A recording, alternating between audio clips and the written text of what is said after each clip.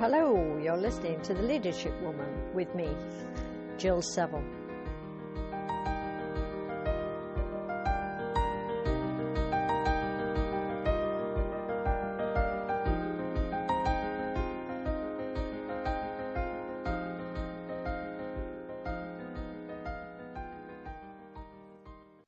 And today, there's no guest.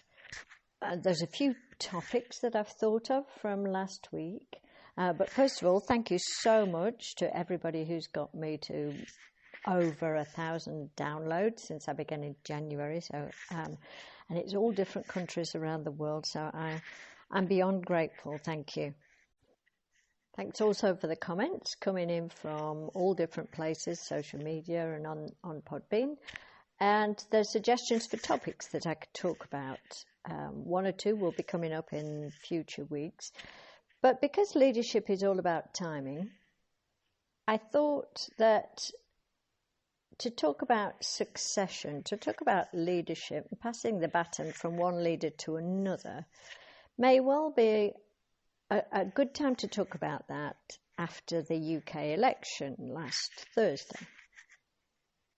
Before I talk about the leaders themselves, I just want to talk about followers. I can remember John Maxwell said once, to be a good leader, you first got to be a good follower. And at first, I didn't really understand that.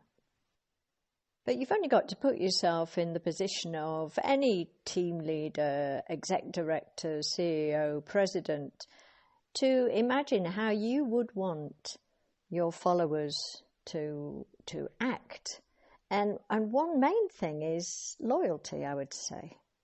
And one thing that I notice in the UK, particularly around the Labour Party, is that sometimes it's difficult to tell the difference between what their own supporters are saying and what the opposition parties are saying.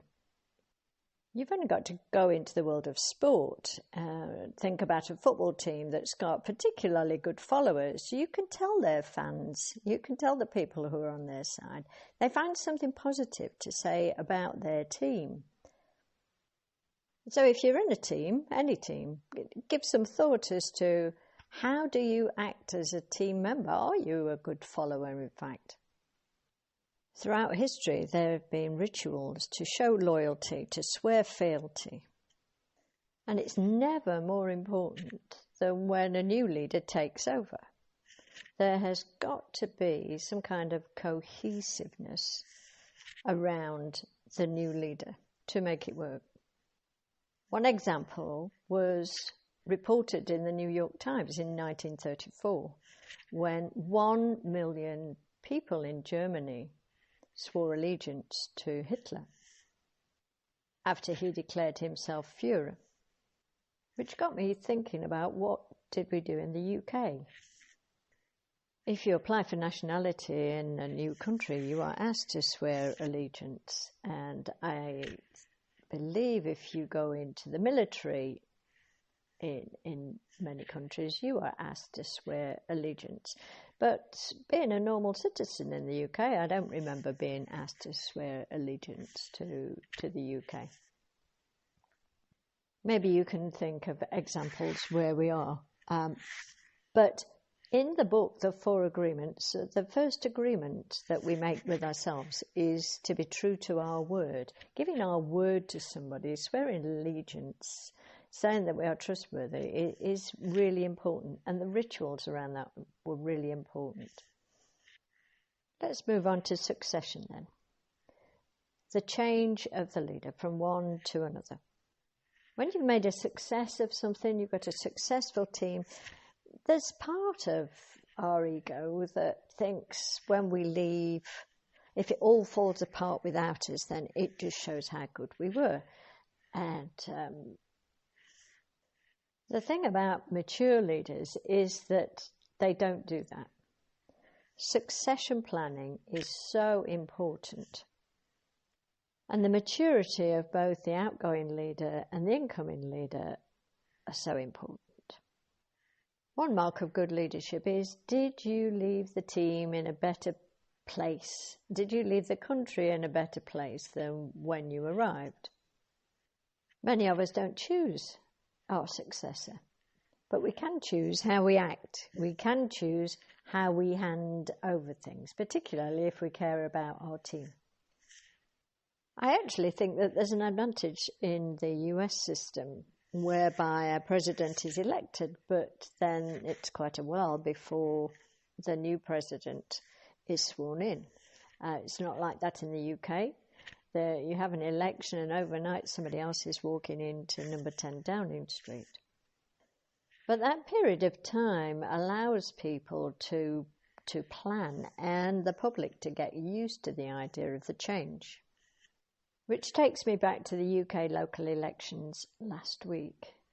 And there's lots of recriminations, and everybody says that it's all to do with Keir Starmer, the Labour leader, as to why Labour hasn't done very well. Of course, Labour did well in the mayoral elections, but places that counted, like the election in Hartlepool that resulted in a new MP, the Conservatives did really well.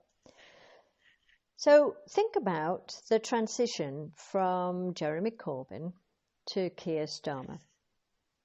There was a real need for Labour to be seen as one party, and yet a certain amount of Labour supporters are still in the Corbyn camp. Now, why is that? And what would a successful transition have looked like?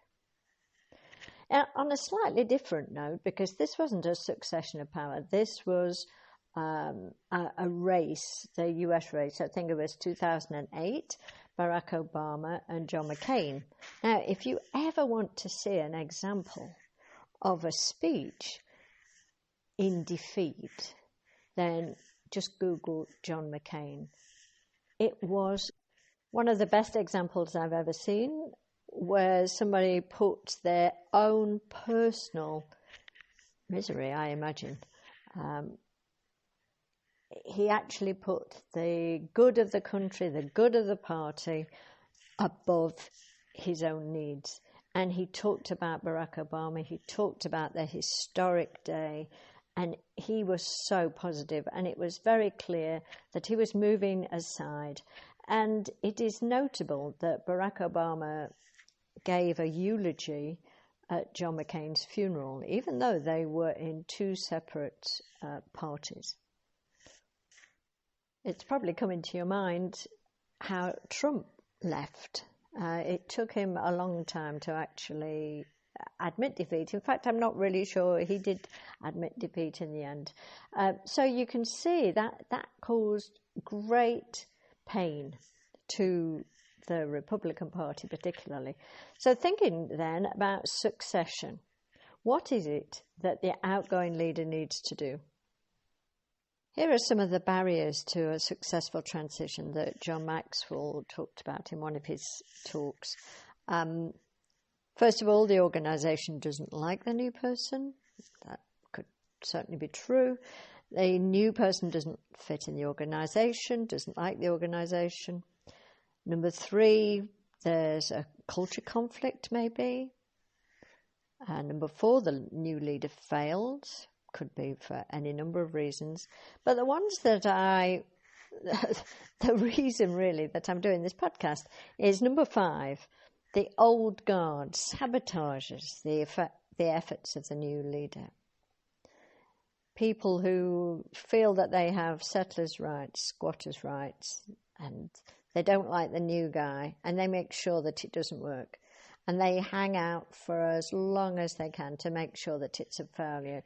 So think about then the people who are still hanging on and supporting the previous leader. The old guard is sabotaging the efforts of the new leader. Number 6, the old leader themselves sabotages the effects of the new leader.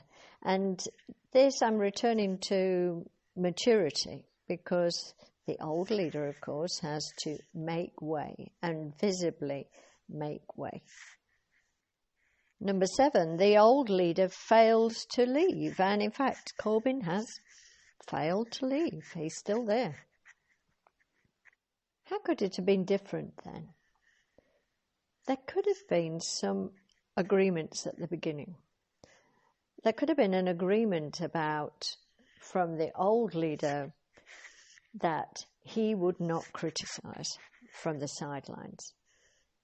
He would come privately if there was anything in particular, but publicly he would not say anything. I'm saying he, of course, because I'm talking about Corbyn and Starmer, but it can equally apply to women. If you're the outgoing leader, remember that you haven't done everything right, and the new person won't do everything right either. As John says, the goal of any transition is improvement, not perfection. Out of the obstacles that I've listed, when transitions don't work, the reason that they are sabotaged more than any other reason is because you have an immature person in the mix. A smooth transition, therefore, needs maturity, character, and compatibility. You might think, succession planning, Jill, what's it got to do with me? I'm not a CEO, I'm not the head of a country or a political party, but you are, throughout your career, you will be moving from team to team. Hopefully you'll be leading team to team. And don't you hope that the person that you're replacing will have listened to this podcast and they do it well. So I hope you liked this topic. I thought that it was timely. Next week there will be a guest as usual. Please keep your comments. I'm always happy to have any topics that you want me to talk about, and I hope you enjoyed today's podcast. Thank you for listening.